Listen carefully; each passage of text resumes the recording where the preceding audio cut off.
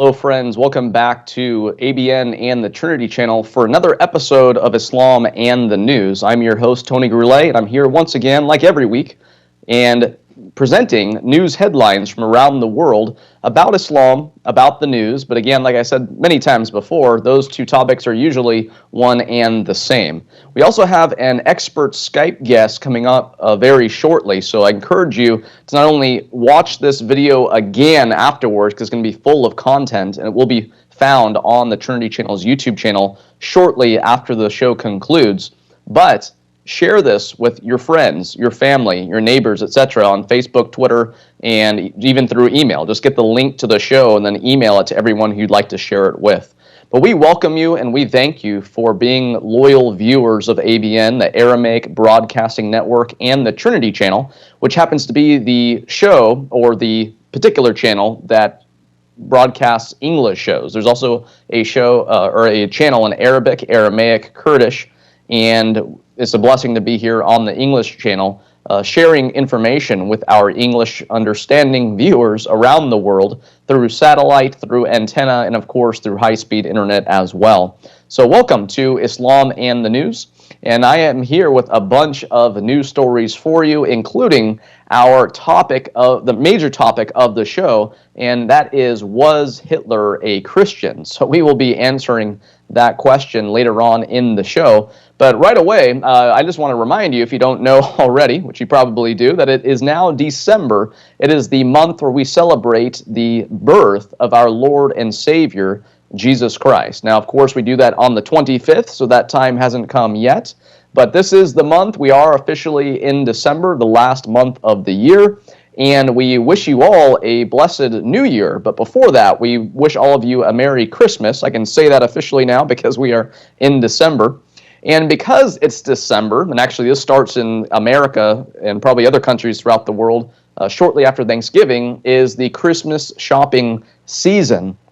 And like every year, there are stores out there who don't want to talk about Christmas. They want to say happy holidays. They want to be politically correct and not offend people, which you do have the right to be if you live in America, because from California to Florida, West Coast to East Coast is a free speech zone.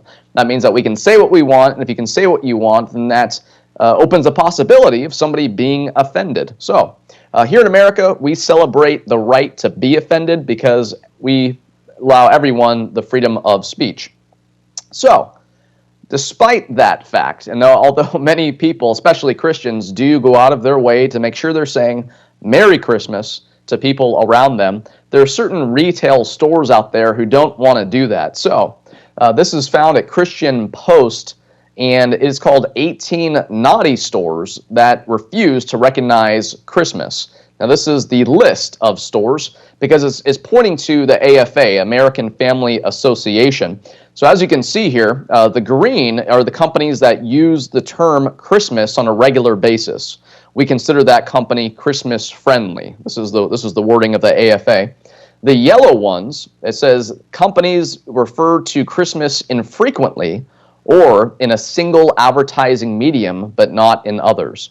And then the red category, it says company may use Christmas, quote unquote, sparingly in a single or unique product description, but as a company does not recognize it. So there are certain people out there who say, hey, if certain stores don't recognize Christmas, then I kind of want to not recognize them, or at least I'm not going to shop there during the Christmas season. So make sure that if you're watching the rerun of this show, you check out that list again, because it has a full list according to the AFA of naughty, marginal, and nice stores that are mentioning Christmas and not mentioning Christmas and all of that. So we are excited, though. Christmas is a great holiday to celebrate. Of course, Jesus was not actually born on December 25th. That is the day that we have chosen to celebrate his birth, his incarnation, the eternal Son of God who always existed with the Father, taking on a second nature, a human nature. So, God is one what and three who's, the Father, Son, and Holy Spirit, but the second who, the Son/Word, took on a second nature. So Jesus is one who and two whats, God and man. Anyway, we can go deeper into that on another show because we have a lot of news stories to get into. So you may have heard in the last show that I did mention it, is the fires that are happening in Israel. There are a ton of fires, and we are still praying for the Israelis who have been having to have had to leave their homes due to the fires that are happening in Israel. And since that last week when I had mentioned that, it says that this is according to Robert Spencer's jihadwatch.org, 13 Muslims have been arrested for arson jihad as fires still rage. It says fires have forced tens of thousands of Israelis from their homes in the past 4 days, with officials saying many began almost simultaneously and were probably due to arson. Israeli police chief Ronnie Al-Shaish on Thursday said that where arson was the cause, it was likely nationalist, a phrase authorities use to describe attacks by Arabs.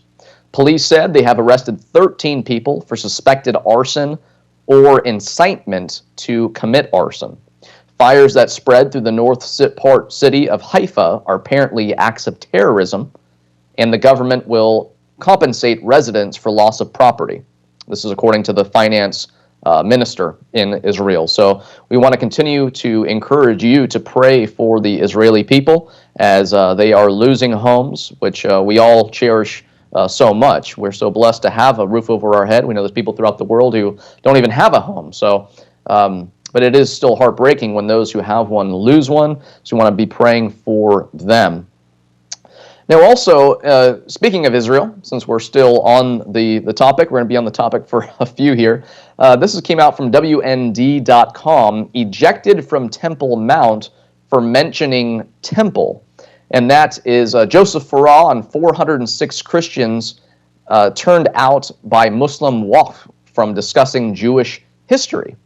It says a week before Americans gave thanks to God for their blessings in a holiday inspired by pilgrims who sought religious freedom in the New World, another group of mostly American pilgrims to Jerusalem was ejected from the Temple Mount by Muslim administrative authorities for mentioning that the Jewish temple rested atop the 40-acre mount until 70 AD, when it was destroyed by Rome.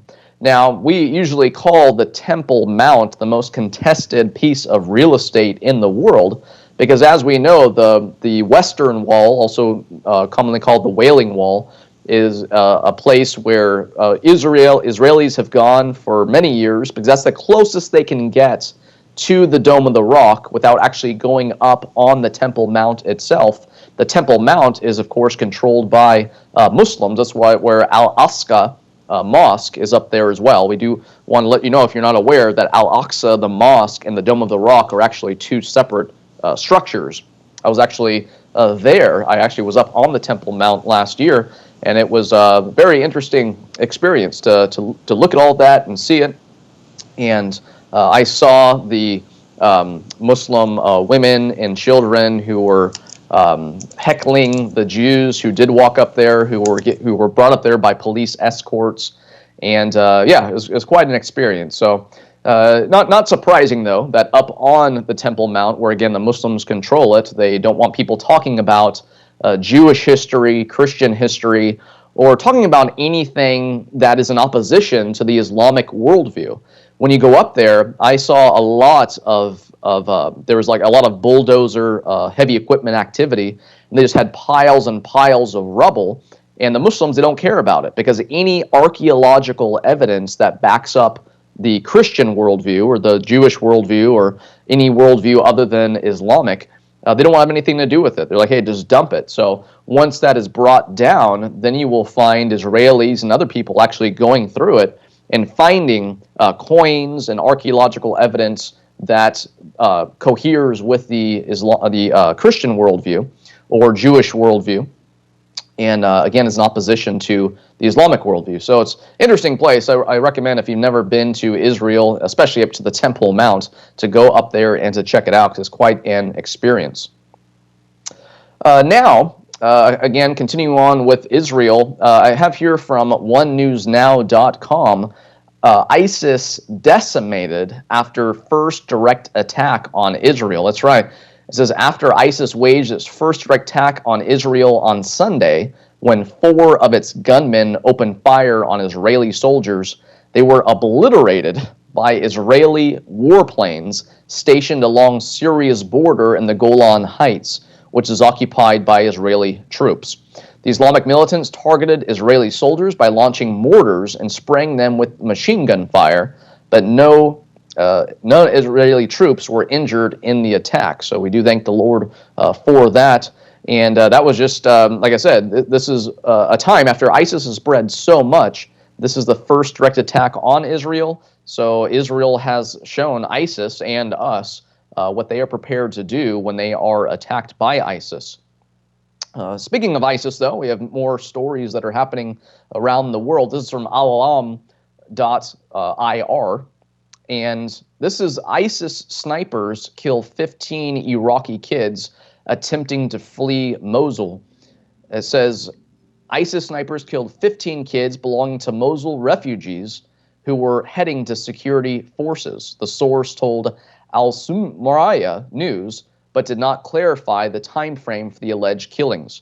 ISIS gangs have used the most horrific means of killing with the migrating people of Mosul, targeting them with IEDs, sniping children to prevent them from leaving town, and using them as human shields, according to one source. It says Iraqi government forces have been successfully liberating several villages around Mosul as part of a wide-scale operation that launched in mid-October to retake the city from ISIS. So, ISIS continues to be in existence. It's still out there, although there have been news stories saying that they've been actually losing a lot of territory. I have here also from Al-Alam, Iraqi forces liberate another district and kill 26 ISIS militants in Mosul operation. At least 26 ISIS militants were killed when Iraqi security forces liberated another district in the northern city of Mosul and a village just outside the militant-held city during the massive military campaign to retake the ISIS last bastion in the war-hit country, local media said. So that's happening, and there's a number of stories that I have here with ISIS. I also have top ISIS operations commander killed by Iraqi forces in Mosul as well. Iraqi media outlets reported on Tuesday that the ISIS operations official was killed in the west side of the city of Mosul.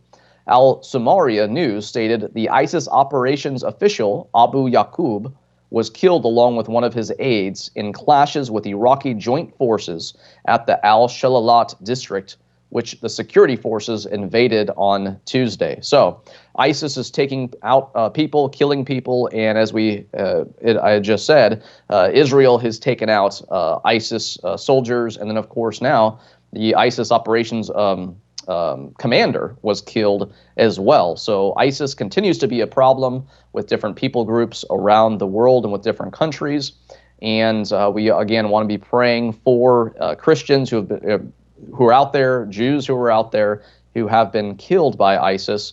And of course, ultimately, we want to pray that what has happened already continues to happen, is that ISIS militants themselves have come to Christ, because the Lord Jesus Christ has visited them in dreams and visions, which he is doing with many Muslims throughout the world. So I want to continue to pray for them.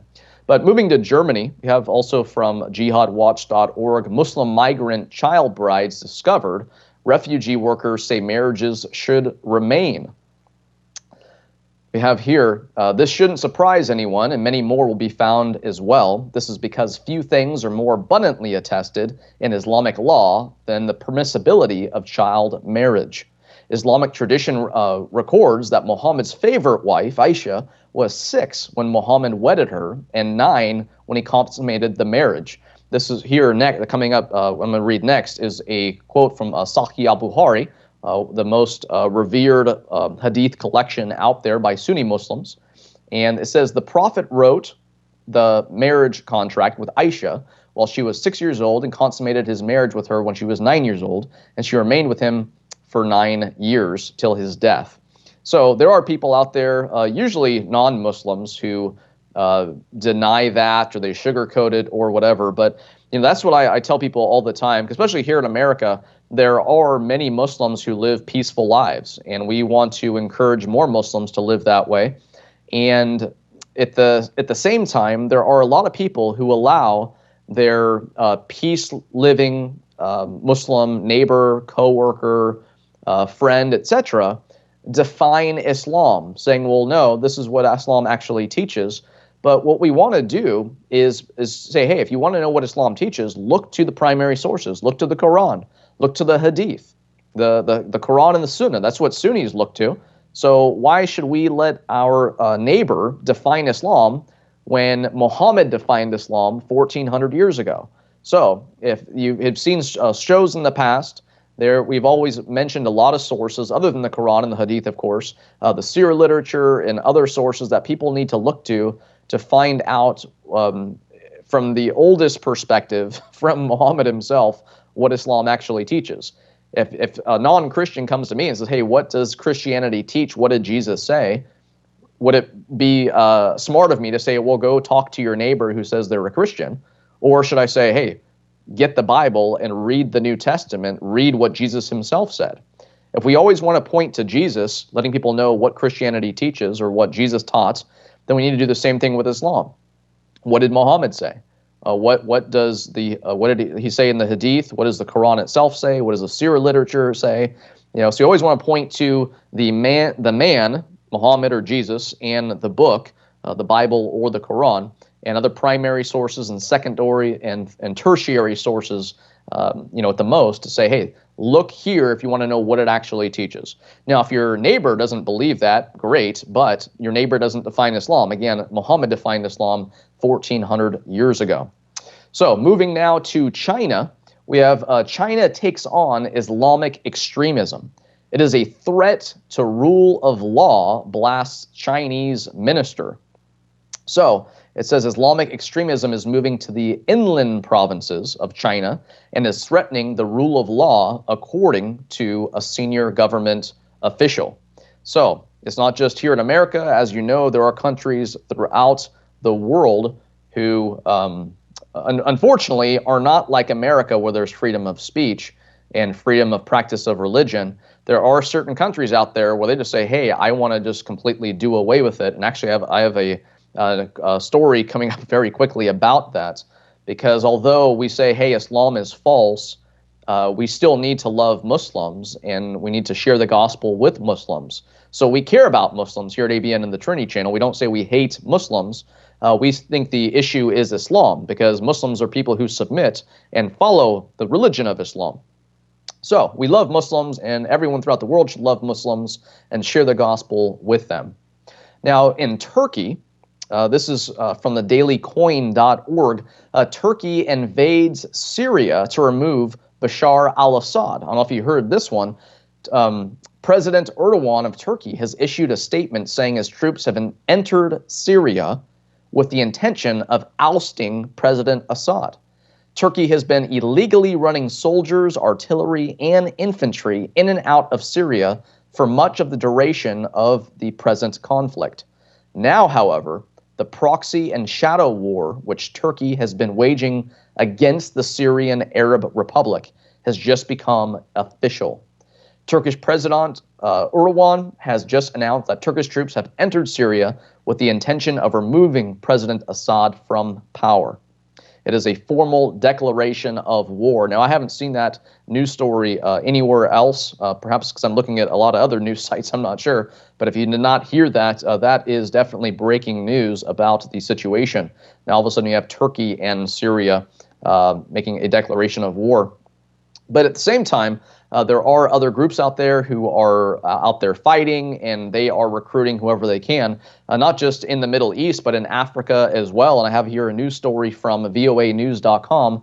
2 more armed groups agree to end use of child soldiers.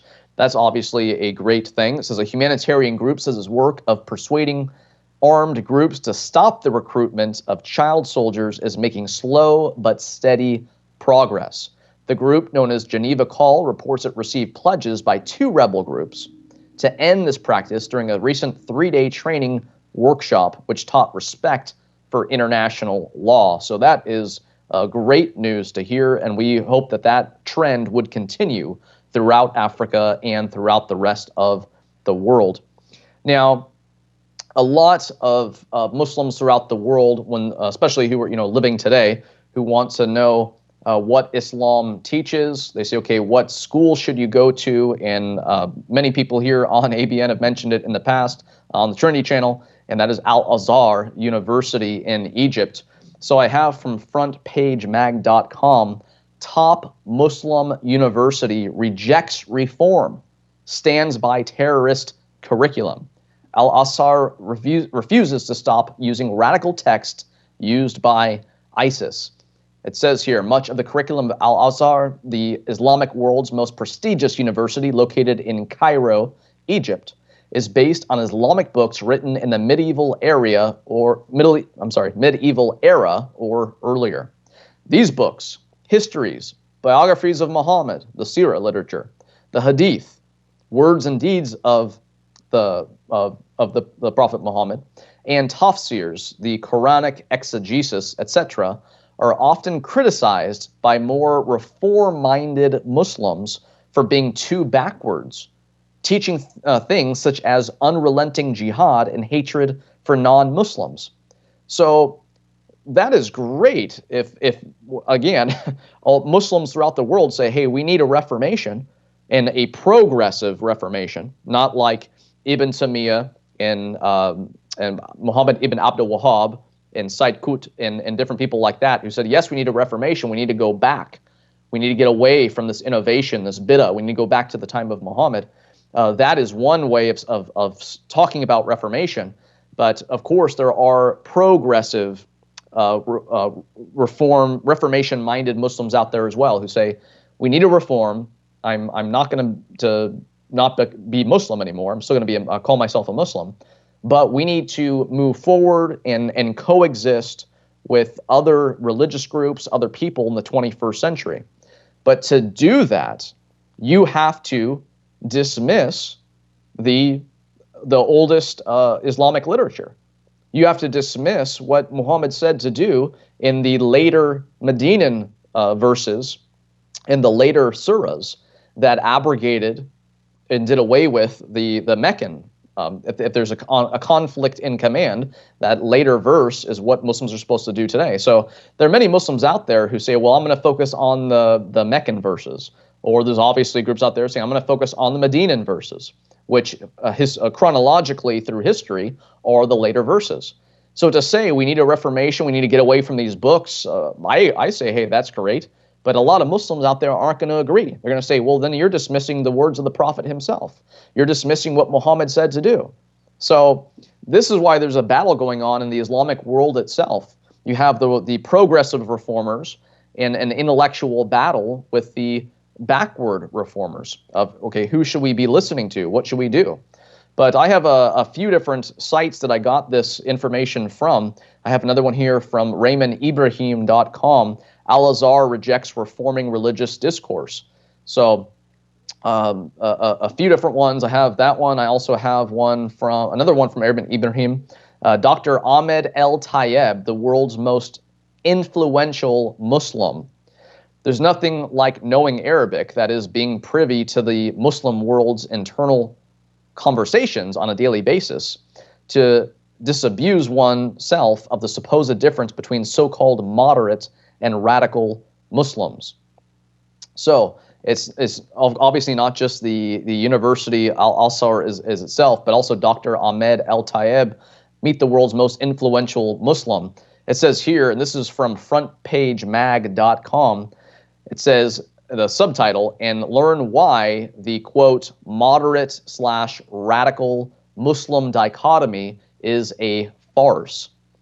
It says there's nothing like knowing Arabic, like I said before. So these are just different sites that have gotten the same story, and I would encourage you to check out all of this whole article and what it says. So again, you can find that at RaymondIbrahim.com or at Front Page Mag, but look up Al-Azhar and what this guy there is saying. Because again, that is the most prestigious Islamic university in the world. Now, we have had more attacks here in America. I have one last news story I want to share here before we have to take a break. If you did not hear, there's been another attack in Ohio this time. But the first story that I have from WND.com is 8 bloody terror attacks in U.S. in 18 months have one thing in common.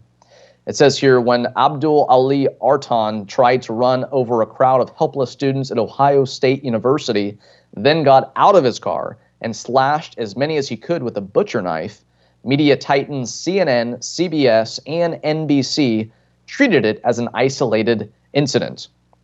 Going further down here, a little bit later into the article, it says a simple perusal of some of very recent history, roughly the previous 17 of 18 months, we have turned up the following incidents.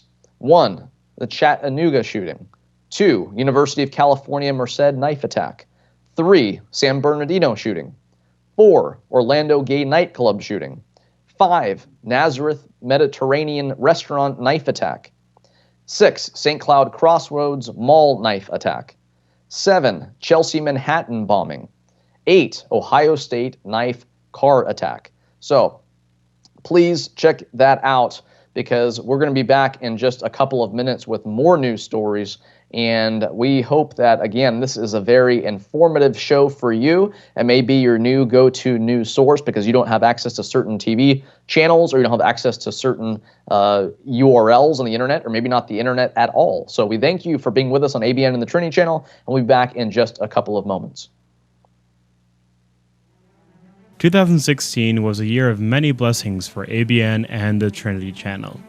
A renovated ministry, new employees, and brand new shows. But as 2016 comes to an end, we say hello to 2017. And what better way to do that than 2 new shows?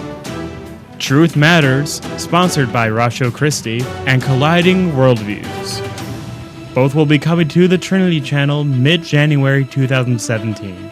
Stay with us next year to see these shows, the shows you're currently watching, and more to come. For more information, call the numbers on your screen, or visit our websites at abnsat.com and trinitychannel.com. For more information about Ratio Christi, visit their website at ratiochristi.org. ABN and Trinity channel is increasing exponentially both in the number of apologists and the quality of the shows, in terms of the debates and the launching of the new shows that involve politics, Islam, science and creation, prayer, and world religions and heresies. We need your help in supporting this unique channel. The only way for ABN and Trinity channel to continue our mission in spreading the Word of God and exposing false religions globally and internationally is with your help and support. To send your support and donations, please call the numbers at your screen or visit our website at trinitychannel.com. Hello, friends. Welcome back to this December 2nd episode of Islam and the News, where I have given a bunch of news stories already, and I still have a bunch more. And also, in just a few minutes, we'll be bringing on our Skype guest as well, who I am blessed to call a friend, and so glad to have him here on this very vital show, a very timely topic. For a number of reasons, and I will be getting to that. But before I bring him on, I just want to go through a few more news stories here just because I have so many, and because we want to get all this stuff covered, because if I all of a sudden mention it next week, then all of a sudden this news is a week late, and it's old news, quote unquote, compared to our soundbite culture that we're in today. So right before the break, I talked about the unfortunate Ohio knife jihadist who praised Muslim terror hero before attack.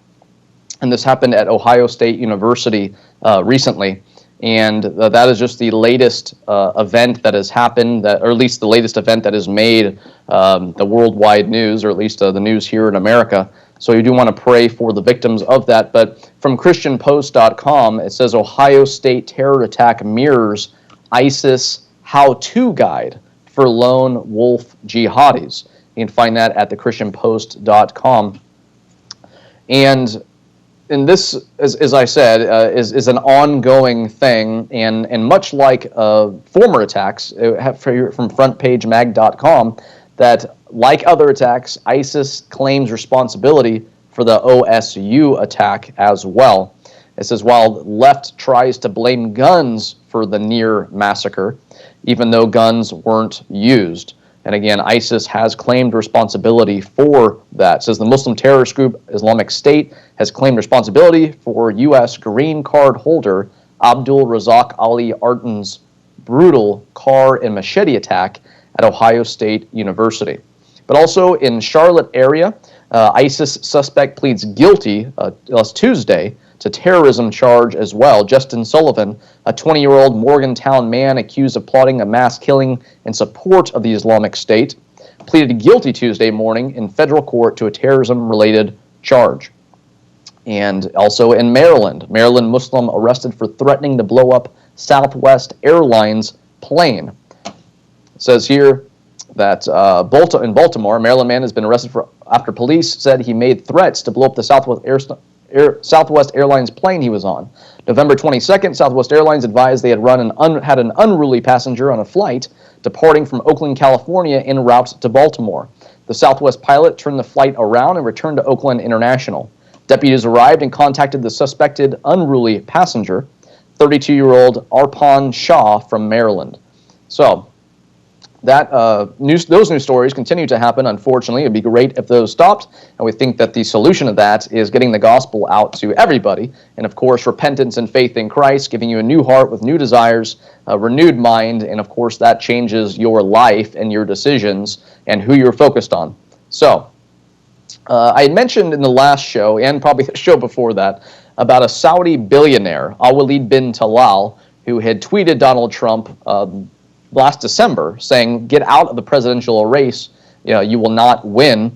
And then after Trump did win, all of a sudden he said, hey, whatever I said in the past, let's forget it, congratulations, that kind of thing.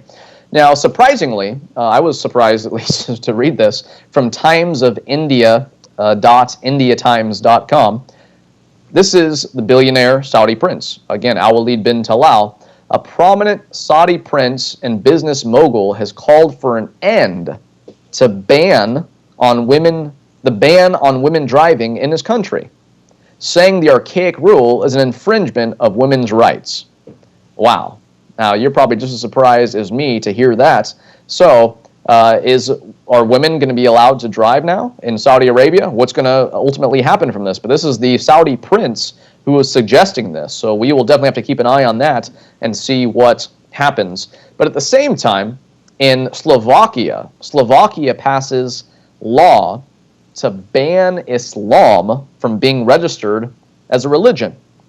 Now, because a religious view is in here, right, is in your mind, what they can obviously do is ban, mosques, ban the outward expression of the practice of Muslims who are practicing Islam and following the 5 pillars, praying 5 times a day, and anything that can be seen, outwardly. But they can't ultimately ban, a person's belief. They can't say, oh, well, we're banning Islam because Islam is a religion. So this is something that I want to ask our guest next week about, and I'm going to keep you guessing on who that is because we need to get to our current guest in this show. And I am so glad to have him on, and I guarantee that you are going to be blessed by the information that he gives us. But my Skype guest is an expert in the area of Hitler and the Third Reich. He's been on ABN and the Trinity channel before, but he is back for Islam in the News today, and I have Dr. Richard Weikart. Dr. Weikart, can you hear me okay? Yes, I can hear you fine. It's great to be on. Great to have you again. And I'm not sure how many of the news stories that you heard earlier, but I have some more here to go through with you. And then, of course, I want to get to some questions that I know a lot of people out there are dying to hear the answers to, because we just have I have so much to present in this show that I am glad to have you on. And with the name of the show, if people didn't see it already, is Was Hitler a Christian? Because that is something that I've heard a lot of people say before, they say, oh yeah, Hitler was a Christian. They bring up Hitler, they bring up the KKK. There's only a few different people or groups they usually bring up to try to throw all Christians into that boat. So we're definitely going to be asking him about those claims. Now, I'm going to be skipping forward here just on some of these stories, but Dr. Richard Weikart is a professor at a California state school, and I've actually been to his office before. It is saturated with books on Hitler and the Third Reich. He actually just wrote a new book on Hitler, and I want to get into that, and I want to show you a picture of that here shortly too.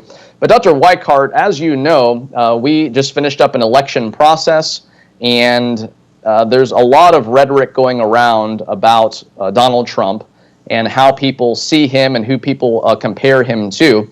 I want to ask the text to have a picture ready here, because I want to go to, I mentioned about a week ago, a lot of these fake news sites that are out there, or there were a number of fake news site lists that came out, and there were news websites in there that were satire, but at the same time there were reputable news sites as well. But it seems like any news site out there that is criticizing Hillary is all of a sudden they're being said, oh, these are Russian hacks. These are Russian run websites that are doing this, and there's that going on. There's the whole thing with Trump, and I wanted to ask you what your viewpoint. First of all, I want to ask you what your viewpoint is on this whole election process and what's happening with this recount that they're trying to do, and what's going on with Trump and all that. What were your thoughts on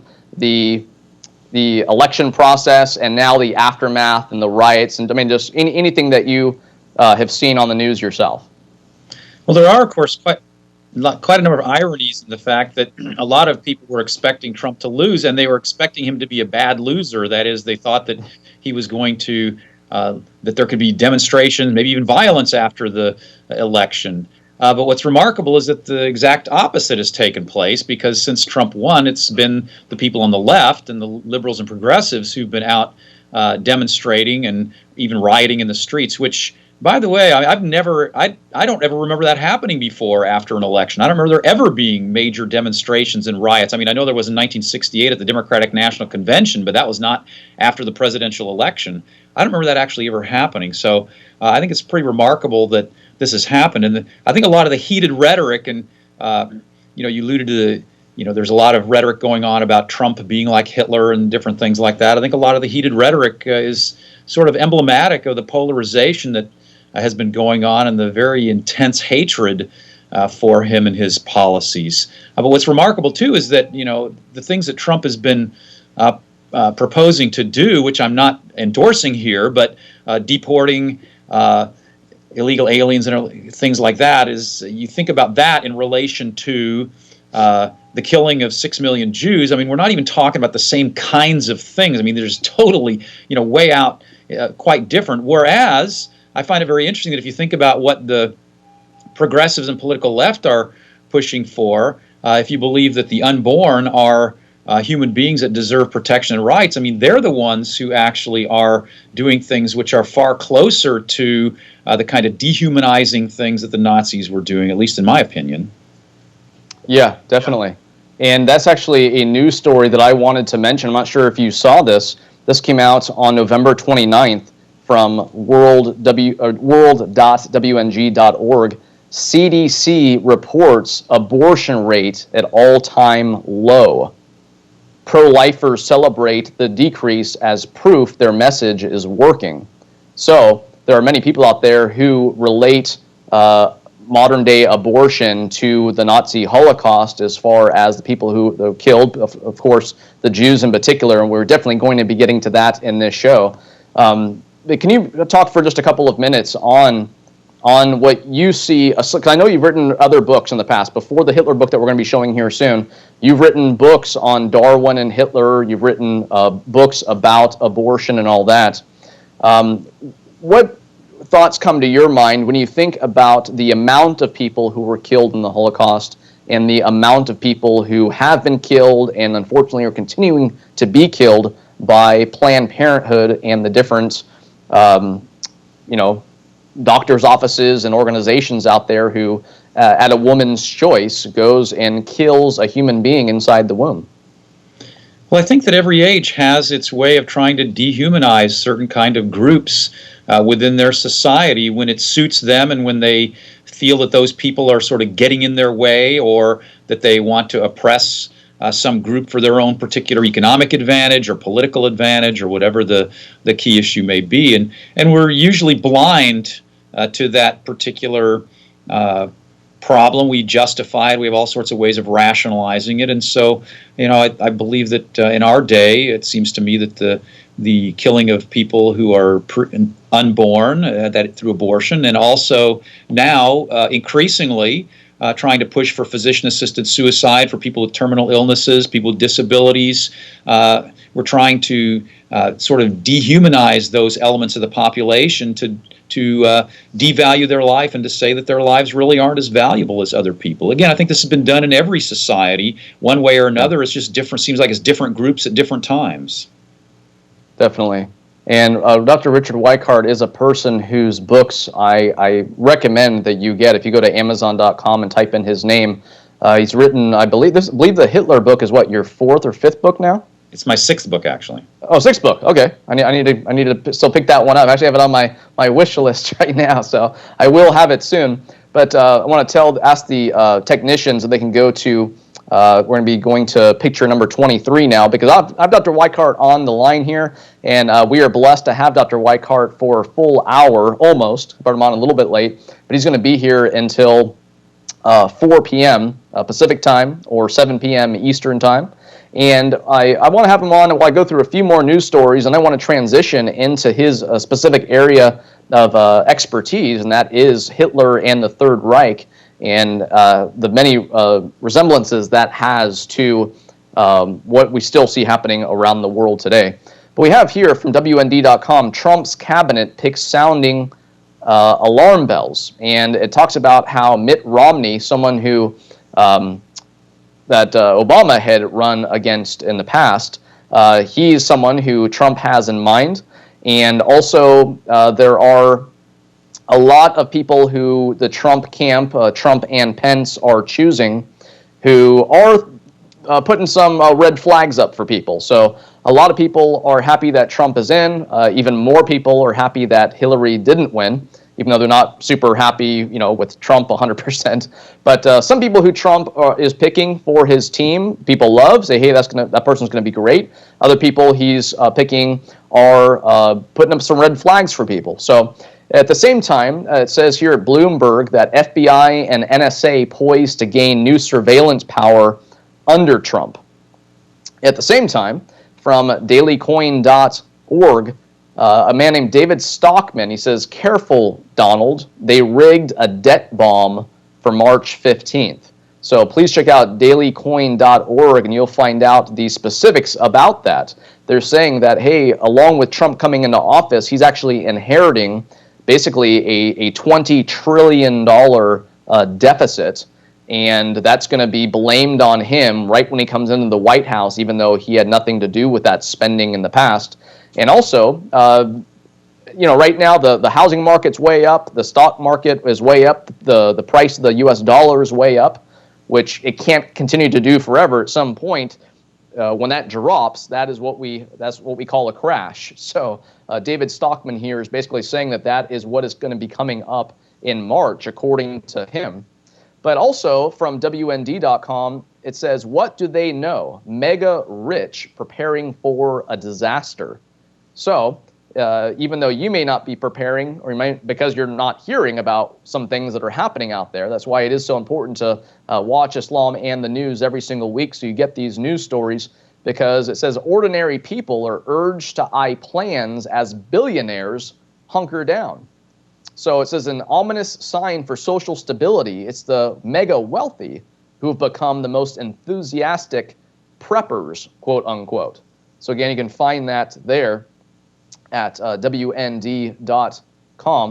And Trump, Dr. Weikart, I'm not sure how much you have followed this, but there's a whole lot of people out there who are making a stink of Hillary winning more popular votes than Donald Trump. And Donald Trump is the one who was elected president. A lot of people don't understand the difference between popular vote and the electoral college, and how the electoral votes determine who's going to become president next. And there's a lot of talk about people saying, and I've mentioned some news stories here in weeks past, that the amount of illegal aliens who voted, the faulty electronic voting machines, voter ballot fraud, this has all led to Hillary winning the popular vote, even though Trump won the Electoral College, which is the constitutional determiner of who the next president's going to be. So Trump has said that if you take the illegal votes out, then it is correct to say that he won the popular vote, not Hillary. But did you hear about this whole recount thing that's happening now too in a few states? Sure, I really don't have an opinion on it, though. I really don't.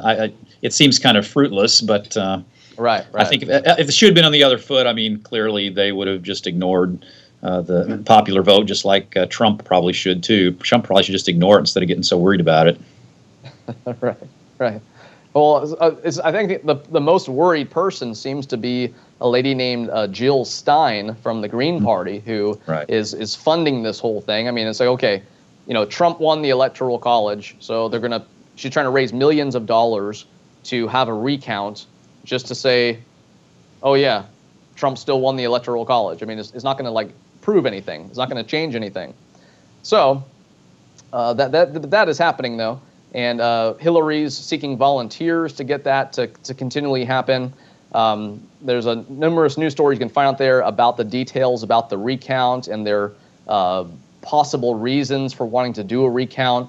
Wisconsin started the U.S. presidential election recount, which again is being headed by Jill Stein herself. And also, I think, Dr. Weikart, what is very interesting about all this is that a lot of people were expecting Hillary to win. So much so that Newsweek actually printed a magazine that said Madam President. And I have a news story here from Breitbart.com. It says, recalled Newsweek Madam President Clinton issue hits eBay. Now, these are going for up to about $200 now, because some of these got sent out because some people out there were so confident that Hillary was going to win that some Madam President issues got out there. And those are becoming very popular right now. But here from TrueActivist.com, it says Washington Post names Drudge, Zero Hedge, and Ron Paul as anti-Clinton sophisticated Russian propaganda tools. So I have here a picture, supposedly a golden book that says let's see here, what does it say? It says, there we go. Everyone I don't like is a Russian hacker. The emotional child's guide to avoid taking responsibility for your crimes. So it seems like anyone out there who's exposing the voter ballot fraud and just things, the dirty tactics that were used by the left to win it, are all of a sudden getting demonized. Because Dr. Weikart is an expert in a different field, we have a different one in honor of Dr. Weikart, because he'll be able to talk to this a lot more so. This one is a little golden book. Everyone I don't like is Hitler. So, a child's guide to political discussion. We'll bring that up for Dr. Weikart so he can see it here, because that is something that you are an expert in. And I have here from the ChristianPost.com, please stop this Nazi Hitler name-calling nonsense. And this is from Dr. Michael Brown. He says, Adolf Hitler and the Nazis committed some of the most horrific acts known to the human race, systematically murdering millions of Jews, including babies, children, and along with other ethnic and social minorities, not to mention sparking a war that killed millions of others. In light of the depths of their evil, we had better be careful before we label others Nazis, or call our opponents Hitler. So, Dr. Weikart, I know you mentioned it shortly earlier, But why? I mean, people say, hey, Trump is literally Hitler. I mean, how could anyone literally be Hitler other than Hitler himself? Hitler's dead. So why do you think that so many people are pointing to Trump saying that he is Hitler? I mean, what has he done? What are his policies that you can see resemblance to Hitler? Or do you think the whole thing is like, okay, well, why even make that comparison? Well, I think like a lot of the political rhetoric that's going on these days, a lot of it is very polarizing, very hyperbolic, and it presents a real problem because I think there are times when we should be able to make historical comparisons, but it becomes very difficult in this kind of context when people are just willy-nilly throwing out the name of Hitler and Nazism in such a way that when someone does try to make a comparison that might actually have some merit. I mean, I've recently been doing a little bit of research on the alt-right, and there are some groups that identify themselves as alt-right that actually say that they're neo-Nazis. So in that case, it seems pretty clear we should be able to make some parallels here and see some continuities between Hitler and the Nazis, and certain alt-right leaders are having people give the Hitler salute at their rallies and other things like that. So, I mean, there are places where I think we should be able to make some of these connections and where this is perfectly valid. But then on the other hand, it gets so used so often that no one pays any attention to it anymore. So when you do try to use it in a legitimate way, people just blow it off and don't even, they just ignore it. They think, that's just hyperbolic too. Yeah. Yeah, and we're definitely going to be getting deeper into that. Actually, we're going to be skipping our break. So we basically have another about 47 or 37 minutes with Dr. Weichart. But I want to show you this, Dr. Weichart, because I'm not sure if you saw this. This is from voanews.com. Here in the U.S., it says anti-Nazi resolution at UN restricts free speech. Listen to the words of this post. This is from the United Nations. The United States was one of the 3 countries to vote against a UN resolution condemning the glorification of Nazism, citing freedom of speech issues and concerns that Russia was using it to carry out political attacks against its neighbors. So where do you think, where's the fine line between, here in America, we have freedom of speech, which means you can say whatever you want. I mean, we definitely want to make a distinction between hate speech and hate crimes. You know, a person saying, hey, I hate you, and then actually physically hurting someone because you hate them. I mean, how do you describe where the distinction should be between freedom of speech / hate crimes, I guess, versus, freedom of speech and hate speech versus hate crimes? And what about this particular headline that talks about how, hey, we shouldn't condemn this Nazi viewpoint, this Nazi mindset, this worldview that the Nazis were good or that what Hitler did was good. What are your thoughts on that particular news article and just the rhetoric that's going around today? Well, I think we need to distinguish between what's legal and what's moral here, because obviously there's all sorts of kinds of speech that we are legally allowed to do under our constitutional freedom of speech. That doesn't mean they're good or right or moral to engage in, and we're not giving a stamp of approval to these kinds of speech just because we're saying that we think that a person should be legally allowed to do it. So in Europe, for example, and one can understand this, especially in the country of Germany, in Germany it's illegal to deny the Holocaust. Now, in the United States, we have freedom of speech on that particular issue. There are plenty of Holocaust deniers in the United States, and they're perfectly free to make whatever claims they want to make. And there's all sorts of internet sites, books that get published, and all sorts of things denying the Holocaust.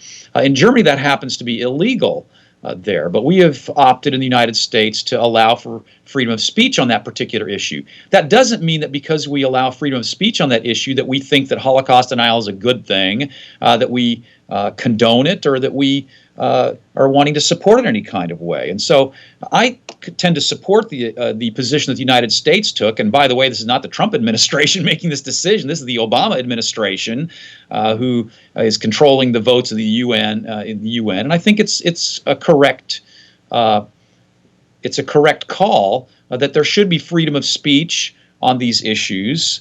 But again, we're not going to promote, condone, or say that it's a moral position to take. We're just going to say that we're not going to persecute people who make those kind of claims unless they begin actually acting out in violence or actually violating other people's rights in other kinds of ways beyond just saying things.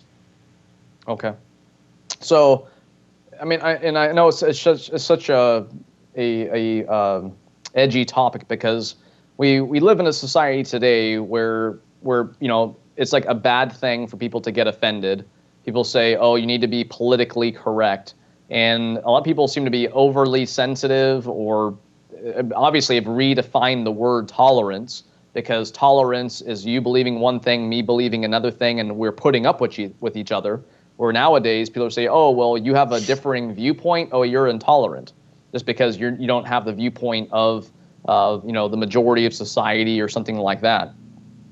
But it's definitely, obviously, we need to stay focused on America. We don't want to demonize everything to where people are saying, well, we're just going to get rid of freedom of speech because you're offending people.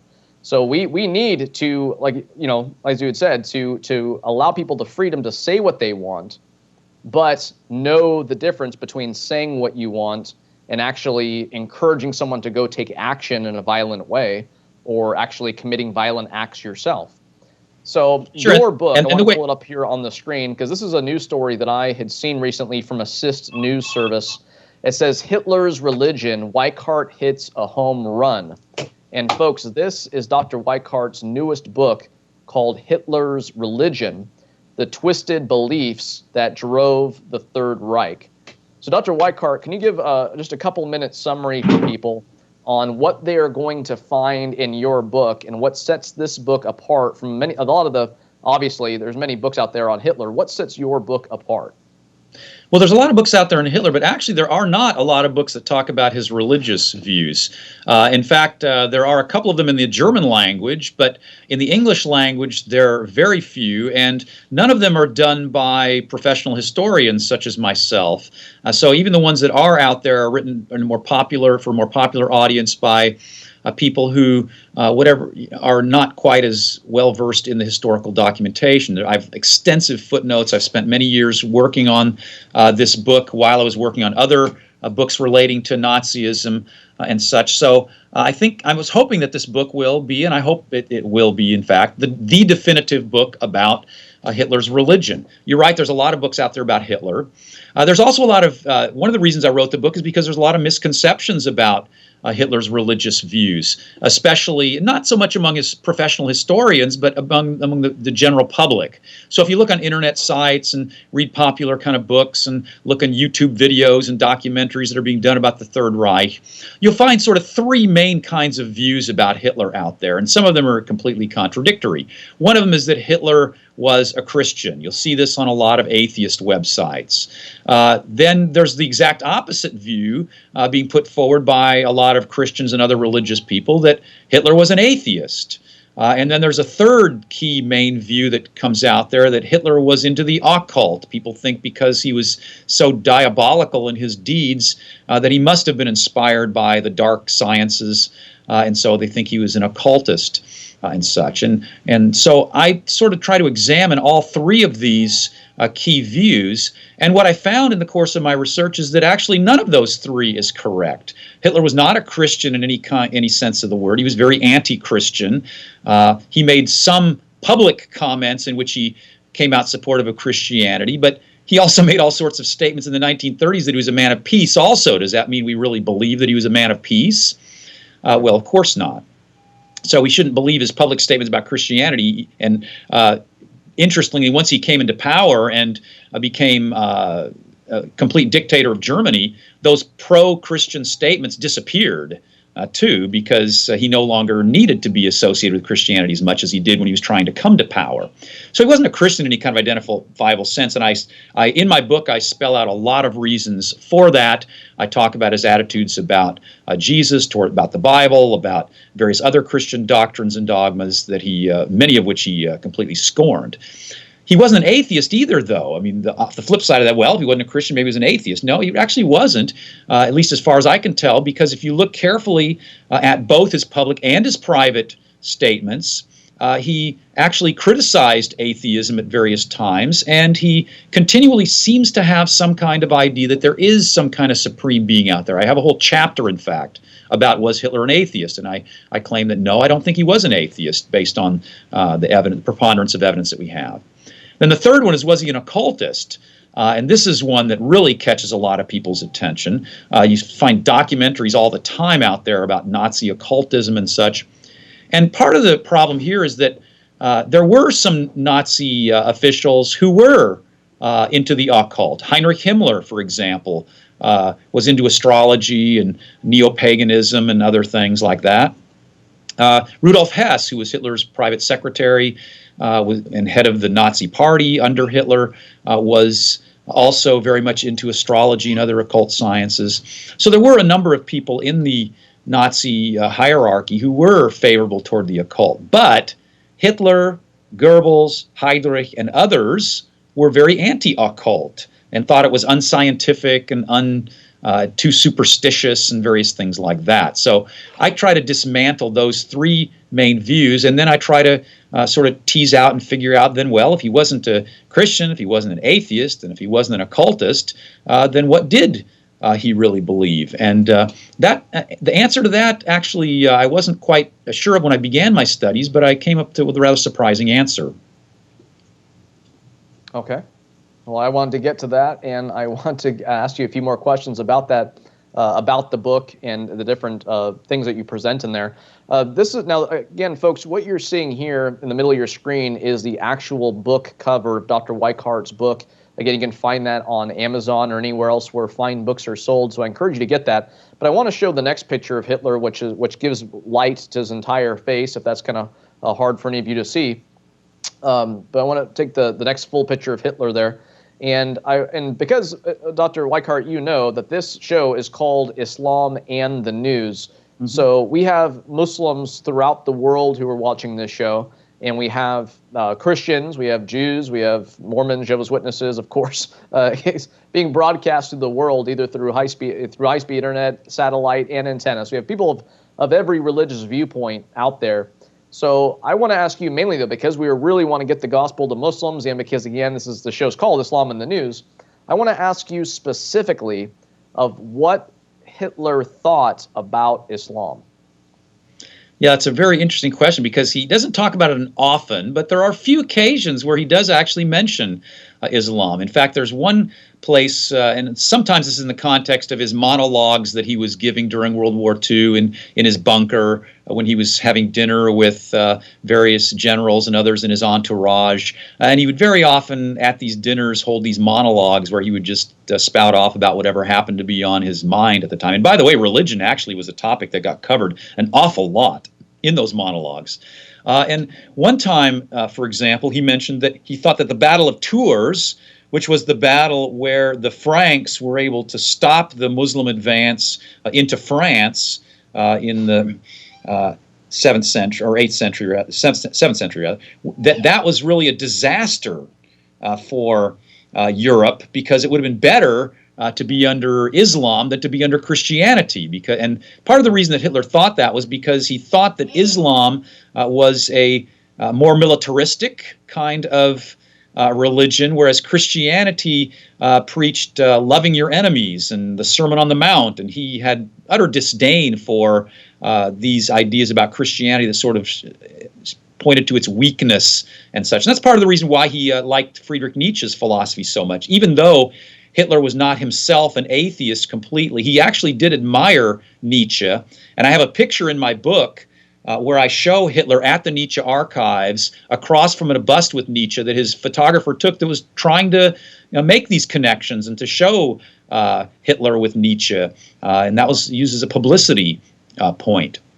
So he liked this Nietzschean idea of strength and such, and he thought Islam sort of incorporated more of those ideas of the will and militarism and things like that. He thought that Christianity had made the German tribes too flabby and weak, and such. And so that was pretty much how he viewed Islam. Such. That doesn't mean that he was wanting to embrace Islam or thought that Islam was the true religion or anything, but he thought that it had some points superior to Christianity. Okay. Well, folks, as you can hear, Dr. Weichardt's book is going to be full of information that is not well known. He has a lot of good points already made in the show, so you're just going to get a few hundred pages of that kind of info when you buy his book, again, on Amazon. Again, it's called Hitler's Religion, so please pick that up. Now, Dr. Weichhardt had talked about how Hitler liked Islam a little bit more, than Christianity, because it was more militaristic and not loving your enemy. Now, that lines right up with what we see about the life of Muhammad, because Muhammad, when he fled from Mecca to Yathrib, which is now known as Medina, that was the Hijrah, that was the beginning of the Islamic calendar. He was a refugee when he went to what we now know as Medina. But when he left Medina, he was a religious leader, a political leader, and a military leader, because he had actually established the first Islamic state. So that lines right up with Hitler's liking of Muhammad or of Islam, as we had heard that Hitler, like Muhammad, killed his enemies. He didn't love his enemies, and that's what would set both of them apart from Jesus himself. Now, Dr. Weichhardt, I'm not sure if you have had a chance to see it, and friends out there throughout the world, if you have not seen it, the video on the Muslim Brotherhood that I put together about a month or so ago, that's actually going to be played. The entire video will be played right after this show. But Dr. Weichhardt, in my video, I talk about how the Ottoman Empire was abolished in 1924, and then 4 years later, in 1928, Hassan al-Banna established the Aliwan al-Muslimin, or the Muslim Brotherhood. And Hassan al-Banna, he took Mein Kampf, and if any one of you don't know out there what Mein Kampf is probably the most popular book of Hitler's. Now, Hassan al-Banna had Mein Kampf translated into Arabic in the 1930s. So Hassan al-Banna, the founder of the Muslim Brotherhood, was definitely a fan of Hitler, enough to have his book translated into Arabic. But as we see, just like a lot of Muslims today, I want to kind of back up, that Hitler, of course, hated Jews, and he had millions of Jews killed. And like the Nazi and Hitler hatred of Jews, there are many Muslims out there today who hate Jews just as much as Hitler did. And this next picture that you'll see, this is actually some Muslim women who are holding up some signs that says, "God bless Hitler." Now that's really horrifying when you think about the life of Hitler, or at least the latter part of his life, where he committed these atrocities. But there are Muslims out there who this hatred for Muslims, which started in Medina, because right when the Jews rejected Muhammad rejected the Jews, and that hatred is continued on, and that flowed into Nazism. And this is a very unfortunate photo that you're seeing right now. But this isn't surprising, because one of Hassan al-Banna's disciples was a man named Hajj Amin al-Husseini. And he was not only the Mufti of Jerusalem, but he was also he was a Muslim Nazi. And he, if you don't know this, or whether you know it or not, this is a fact, that Hajj Amin al-Husseini was the uncle of Yasser Arafat. Now, the next picture you're going to see is a picture of al-Husseini with Hitler. So, Dr. Weichhardt, the studying that you have done, what do you know about? I mean, do you know any details about this specific event that we're about to put up on the screen right now? It's a picture of al-Husseini talking with Adolf Hitler. Do you know anything about that event, or what can you add to what I just shared with our audience?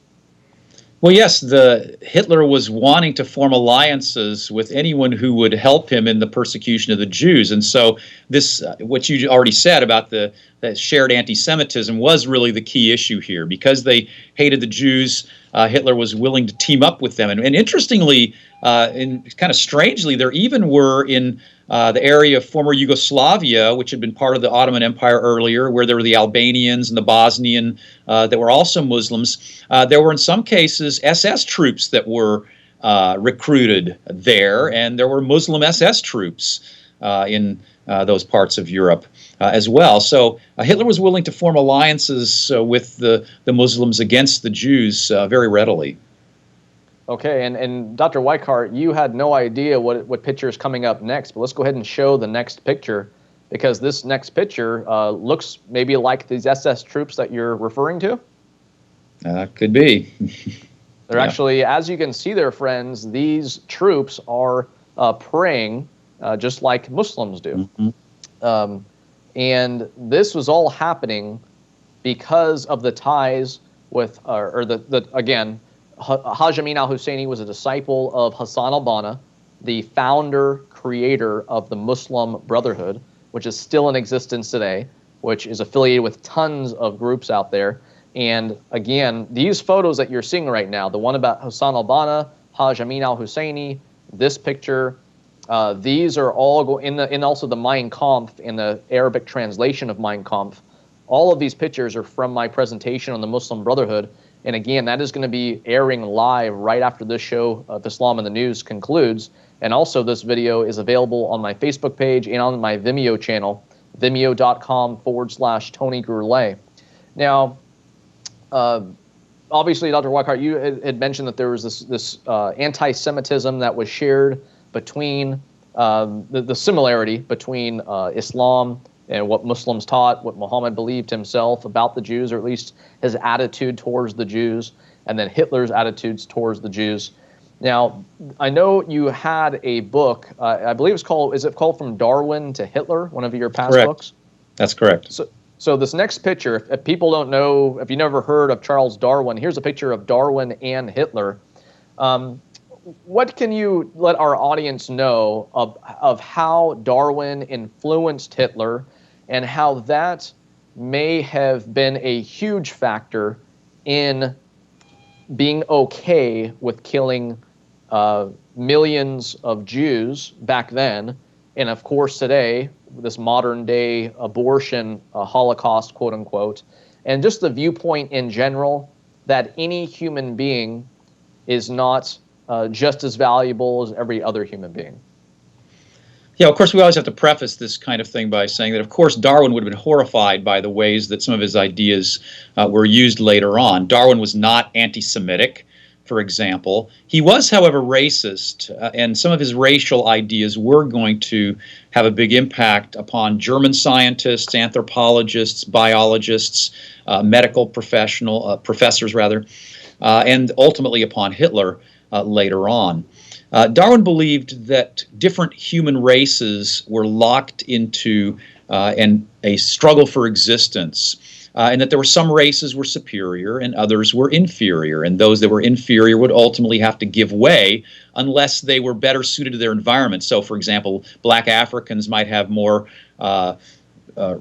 resilience against malaria or something like that, which might keep out the Europeans. So maybe the black Africans are more fit, at least for their environment.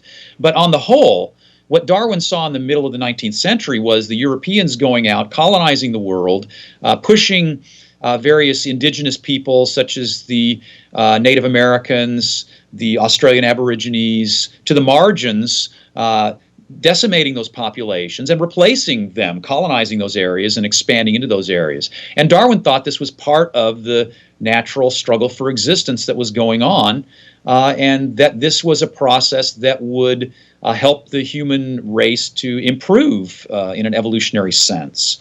And so after Darwin, there were many biologists and anthropologists and others who began taking these ideas in an even more radical direction by thinking that we should sort of help evolution along by supporting those who are strong and then pushing the weak to the margins or even to extinction. And ultimately, obviously, that's going to refer to death.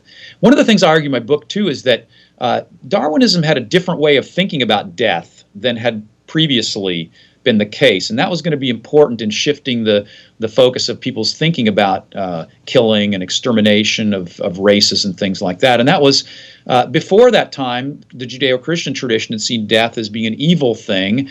An individual died because sin had come into the world, and so death was something that would ultimately be an enemy throughout all of human existence, but ultimately that enemy is going to be overcome for those that put their faith in Jesus Christ at the final resurrection. However, under the Darwinian paradigm, death became an engine for progress. In fact, the more death, the more progress in the evolutionary scale, because for evolution to happen, you have to have lots of biological variation. And if you have lots of biological variation, the more biological variation happens, I mean, the more offspring you have, and the more offspring you have, that means the more are going to have to die in the struggle for existence. So Darwinism saw death, even mass death, as being something that produced something good on the whole. And I do talk about this some in my book, Hitler's Religion. I only have about one chapter, really, that deals with this issue about well, actually two chapters, because there's one on, I have a chapter called Was Hitler a Creationist? Because I've had people make that kind of claim too. That's another fallacy that's out there, oh, Hitler was a creationist. So I dismantle that idea in some depth by showing that he very clearly believed in human evolution. He believed different races were at different evolutionary levels and this and such. But I also have a chapter that deals with his morality, and his morality was evolutionary ethics. Whatever drives evolution forward is morally good, and whatever hinders evolution is biologically bad. So in a very twisted way, he thought that by eliminating, and we could say exterminating, people he deemed inferior, such as Jews, gypsies, people with disabilities, that he was actually improving the human race and thereby doing something morally good. Oh. And I have a quote here for anyone. I'm sure there's a lot of people out there who have not read Mein Kampf. Again, this is probably the most popular book of Hitler. And it actually was his only book that he actually published. Okay, so there actually was a second one that he wrote, and it was never published, so it's actually just referred to today as Hitler's second book. Okay.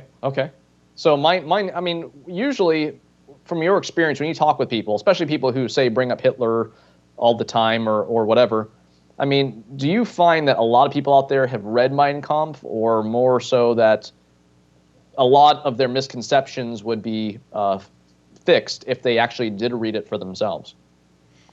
No, there's a lot of people out there that what they know of Hitler is what they've seen in documentaries, and maybe they've read a biography or two or something like that. But yeah, I mean, most people haven't gone into the primary sources the way I do in my book. Okay, and this is from page 223 in Mein Kampf, again, Hitler's book.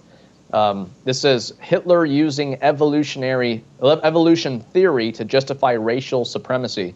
If nature does not wish that weaker individuals should mate with a stronger, she wishes even less that a superior race should intermingle with an inferior one.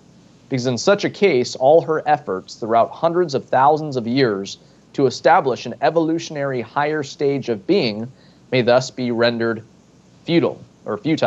People pronounce that differently. So, obviously, Muhammad was not a Nazi, and as Dr. Weikart has shared with us, Hitler was not a Muslim, but we do see viewpoints of Muhammad, and that has continued in the religion of Islam, that do line up with Nazism or Nazistic worldview and ideals of who matters more than others, who does not have value, who it should be okay to kill for, if we decide that they're less than human. And obviously, if Muhammad in his time had a correct understanding of man, that man is made in the image of God, and therefore we have intrinsic value, that I'm sure probably would have cut down on the amount of deaths that were the result of Muhammad's commands to his followers. We read that in his oldest biography of Muhammad, the Sirat Rasulullah, by Ibn Ishaq, which is a recension of Ibn Hisham, that after the Jews had rejected Muhammad, and Muhammad rejected the Jews, that after one battle, the battle of the trench is what this surrounds, that Muhammad had his men behead between 700 and 900 Jews in one day. Now, they didn't have the technology that Hitler had, but Hitler, like the Muslims, saw Jews as this inferior race or less than human, however you want to describe it. But, they had that same viewpoint of, these people aren't, we don't want them to continue to live. So, unfortunately, there was one key difference, though, Tony. What's that? That I'd like to bring out here, and both distinguished Hitler both from earlier Christian forms of hatred of the Jews, because there were Roman Catholic and Protestants who expressed antipathy toward the Jews as well earlier, and as well you're bringing in these Muslim cases as well. There was one big difference, though. Hitler viewed the Jews as being a biological entity, whereas for Muhammad, my understanding, I'm not an expert on Islam, but you can correct me if I'm wrong here, but I think I'm right here, that Muhammad, if the Jews had converted to Islam, would have been very happy to accept them into the Islamic community. And that was the same with the Roman Catholic and the Protestant churches later on as well. What they were typically opposing was the Jews' religion. They thought that the Jews were not accepting of the truth as they saw it, and so they wanted conformity with their particular religious views. Hitler didn't care about what the Jews believed religiously. The people who were killed in Auschwitz, Treblinka, Sobibor, Belzec, Majdanek, and the other death camps were killed not because of their religion, because some of them were atheists, some of them were agnostics, some of them were even Christians that were killed in the Nazi Holocaust. But they were killed because their grandparents were Jews. They looked at the synagogue records of the grandparents, not of the individual, because they weren't concerned with them, what their religious viewpoint was. They were concerned with, did they come from this particular heritage? And that's because Hitler thought that that everything was based on race, not just for the Jews, but for the so-called Aryan or Nordic race, as well as for the other races of Europe too. And he wanted to promote the best and more superior race, and he thought the Jews were not only inferior as a race, but he thought they were immoral as a race, and that is, he thought it was biological immorality. That is, he thought that things like dishonesty and sexual immorality and greediness and these kinds of things, he thought these moral traits were biologically ingrained into the Jews, and so you couldn't convert a Jew to Christianity, essentially, because they still would have these immoral traits that they're carrying around in their biology. So although there was a similar hatred for Jews by both Muhammad and Hitler, from what you were saying, what we want our audience to understand is that what mainly influenced Hitler's specific, you get into the details of his hatred for them, obviously this could not have happened at Muhammad's time, because Charles Darwin didn't exist before Muhammad or around the time of Muhammad, but that the Darwinian evolution influenced Hitler's specific worldview, which couldn't have happened earlier. So they're similar in that they have this anti-Semitic attitude and worldview, and that they had no problem killing Jews. But for Hitler, it was different because it wasn't religious. It was more biological, evolutionary, and that was brought in from Darwin himself, correct? That's correct, yes. So, friends, all of this information, or most of it at least, is in Dr. Weichardt's book, Hitler's Religion. And I want to name, we only have a few minutes left in the show here, but I want to name his other books as well, because if you don't have any of his books, and this is the first time that you've heard of Dr. Weichardt, I would encourage you to go on Amazon and get all of his books. Another one of his recent ones is called The Death of Humanity and the Case for Life. But Hitler's Religion's the newest one, correct? That's correct. So you have Hitler's Religion's the newest one, and then we have before that The Death of Humanity and the Case for Life. He also has From Darwin to Hitler, Evolutionary Ethics, Eugenics, and Racism in Germany. And I also have, what else do we have here? We have Hitler's Ethic, The Nazi Pursuit of Evolutionary Progress as well, from 2011. And am I missing anything else, Dr. Weichardt, that you can encourage? I did have two works that were published before that, but they're both out of print. Actually, one of them I've put on my website, which was my published dissertation, which was Socialist Darwinism, Evolution in German Socialist Thought, from Marx to Bernstein. So it looked at the way that socialists were adopting evolution. So it's a much more it's not quite as popular in its appeal there, but it was hopefully a sound scholarly work. Yeah, well, I would encourage you, friends, if you don't have any of his books, I would encourage you, just for the sake of what you've heard in this show, and because it's his newest work with the most updated information and sources, is to get Hitler's Religion, the twisted beliefs that drove the Third Reich. And like Dr. Weikart said, this book is really, it's unique because although there are a lot of books on Hitler out there, this one specifically gets into his religious views. And it seems like today, Dr. Weikart, from what I see, his religious views seems to be the spotlight of the topic when people talk about Hitler in general. Does it seem to be the case? Well, yeah, certainly if you're in the realm of apologetics and discussions between atheism and Christianity, yes, it does seem to come up quite frequently. I mean, Richard Dawkins and Christopher Hitchens and others have all made, their claims about Hitler being a Christian, which is based simply upon some political speeches that Hitler made. And after all, Hitler wouldn't lie about something like that, I guess they think. But obviously, Hitler would lie about things like that.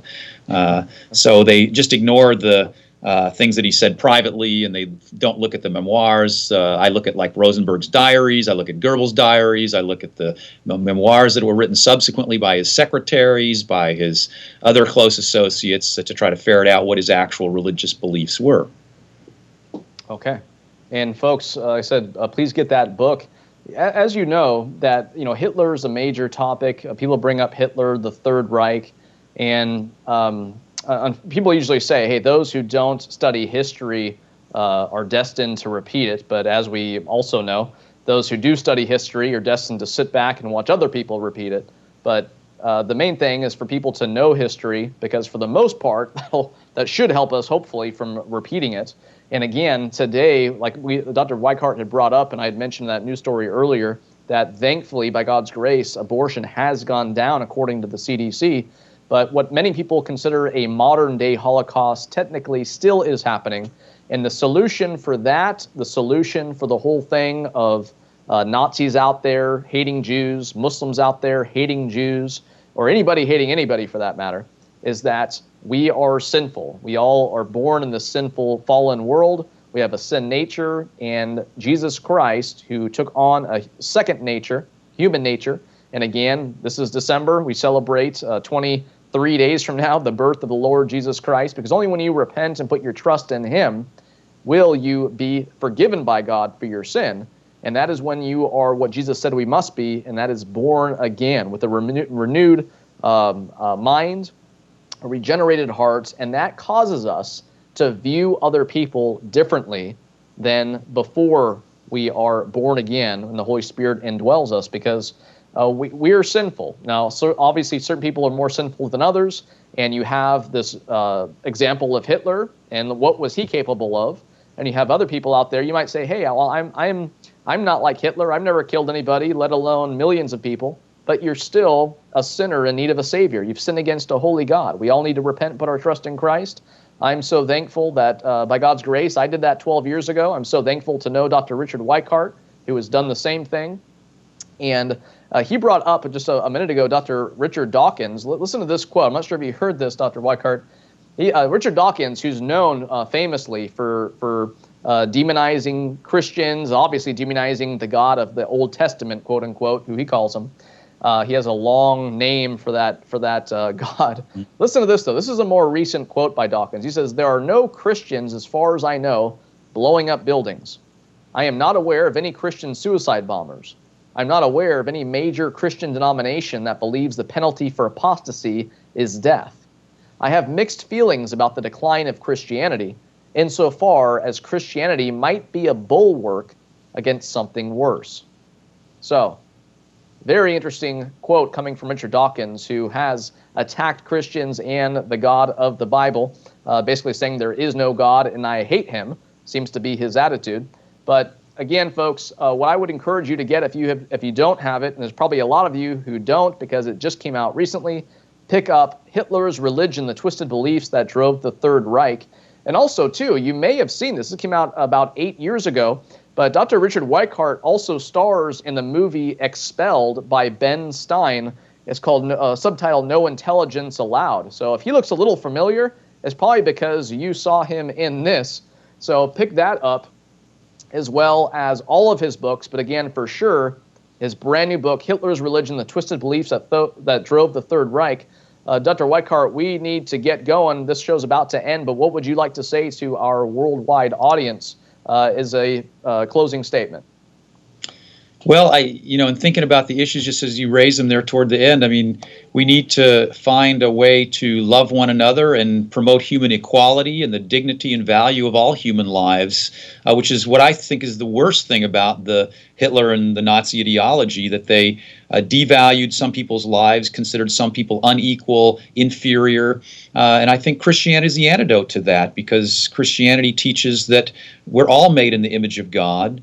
And thus we all have value, purpose, meaning in life, and so we need to be loving one another.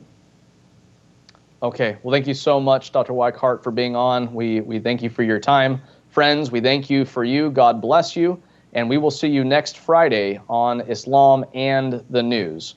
Good night.